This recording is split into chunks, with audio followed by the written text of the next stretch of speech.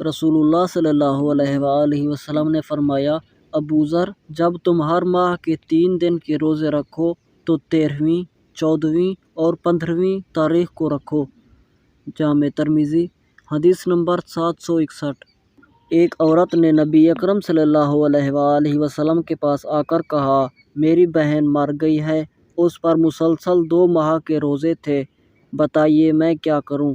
آپ صلی اللہ علیہ وآلہ وسلم نے فرمایا، ذرا بتاؤ، اگر تمہاری بہن پر قرض ہوتا تو کیا تم اسے ادا کرتی؟ اس نے کہا، ہاں ادا کرتی۔ آپ نے فرمایا، تو اللہ کا حق اس سے بھی بڑا ہے۔ جامع ترمذی، حدیث نمبر 716۔ رسول اللہ صلی اللہ علیہ وآلہ وسلم نے فرمایا، رمضان سے پہلے روزہ نہ رکھو، چاند دیکھ کر روزہ رکھو اور دیکھ کر ہی بند کرو، اور اگر بادل آڑے آ جائیں تو مہینے کے 30 دن پورے کرو۔ جامع ترمذی، حدیث نمبر 688۔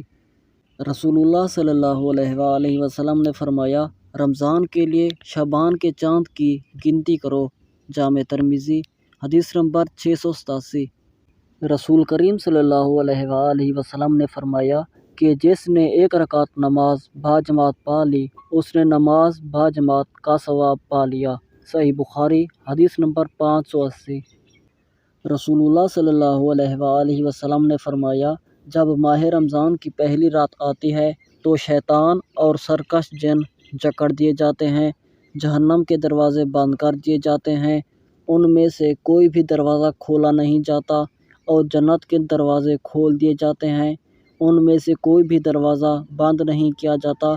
پکارنے والا پکارتا ہے، خیر کے طلبگار آگے بڑھ، اور شر کے طلبگار رک جا، اور آگ سے اللہ کے بہت سے آزاد کیے ہوئے بندے ہیں، تو ہو سکتا ہے کہ تو بھی انہی میں سے ہو، اور ایسا رمضان کی ہر رات کو ہوتا ہے۔ جامع ترمذی، حدیث نمبر 682۔